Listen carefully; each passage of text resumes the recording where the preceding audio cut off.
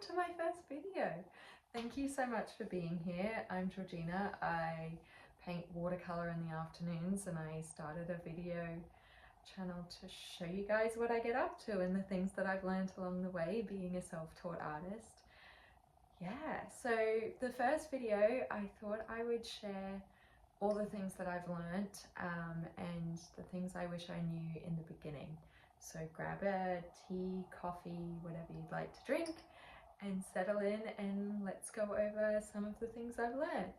So the first one comes down to what paints I bought in the beginning. So I started with student grade ones that I got at Officeworks, which if you don't know, we're in Australia, that's a stationery company, honestly has everything under the sun.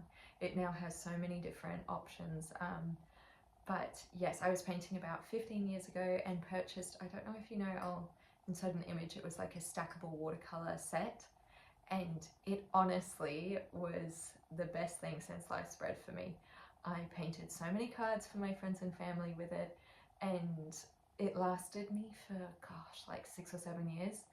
The main thing to focus on for student grade ones is just, I found it was harder to work with the paint a little bit more. You had to prime it a little bit more, get a lot more pigment out of it, meant more layers, potentially muddying things, overworking things.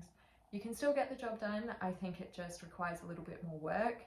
So don't be disheartened if you're starting out in the beginning and you're finding that things aren't working.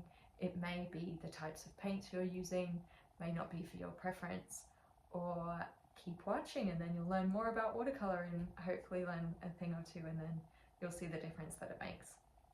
So I'll insert a video here of a comparison between a student grade one, a mid-tier, and the artist grade one. So I am still by no means an expert or an artist, but I do have one artist grade tube, which I treat as my holy grail. It is a magenta that is by Schmink.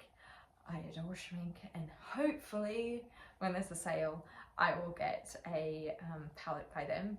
Fingers crossed, still hoping. You can see the art I'll insert up here that I made using a mid-tier. So I use the Kuretake Genzai Tambi, I'm so sorry if I'm mispronouncing it, and a mix between the magenta and the Schmink. So it turned out really well. I just wanted something with a little extra oomph, which is what I got from the Schmink. But honestly, you can get away with anything. I wouldn't be disheartened if you have the student grade. I think they work wonderfully. They have their purpose. And like I said, I still use the Kuretake ones. I'm kind of obsessed. The only thing I would say, I'll get one here actually. The thing I would say for this is it is a hybrid watercolor. So it's a mix between watercolor and gouache, I've been told. So if you want the traditional watercolor, maybe this one isn't for you, but definitely have a look at it. You can purchase it at Officeworks if you're in Australia, but you can also find it online on Amazon and that sort of thing. So it is a really good palette. There are so many colors in this one, but if you've seen one of my shorts, you don't need all of the hundreds of different colors. You probably just need a few good quality ones, and then you can mix up the palette yourself, make it what you want, and you'll figure out what kind of colors you lean to. You can definitely see I've hit pan on a few of them, so I definitely go back to a few of the same. I still, to be honest, haven't gone through all these colors, so some of these are just there for when I feel like I want to be a bit more adventurous. I'll let you know how I go. But yes, that is the mid-tier option. Like I said, I'll include the video here so you can see the difference between the student, mid-tier, and artist grade. So next up, muddy colouring. So if anyone knows watercolour, honestly it can be a little bit of a pain to work with. Some people say that it's a lot harder to use than oil, so I am going to stick on that bandwagon because I think that there's a lot more that you have to be, what's the word, like be decisive about, because you can't really go back from, whereas oil I think you can blend a little bit and kind of get away with it. But if you're an oil painter, let me know if you think that that's contrary to belief. So yes, muddying colours. There are three main things that can cause muddy colours to my understanding. The first one is not letting your layers dry. So if you were doing a big beautiful wash and then you start to add lots of different things, like let's say you're painting the sky and then you start adding trees, you're going to start getting muddy colors if you don't let the sky dry, because the problem is you're just mixing it all together and it doesn't actually have a long time to set. So if you're like me and massively impatient, get a hairdryer and just run it over. You'll be surprised how quickly it is, and you can actually get a lot of work done in that time. So the other way, if you're doing plein air painting or things like that, is use the back of your hand and feel if the paper is cool to touch. If it's cool to touch, it's not dry yet, so give it a little bit more time, get a cup of tea, do something else, and then come back.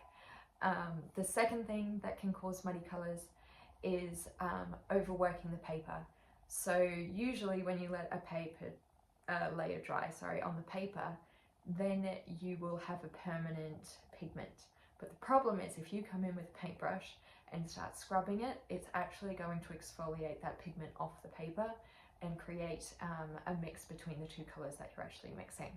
So not ideal. You'll start to find that areas will get a little bit grey and dull.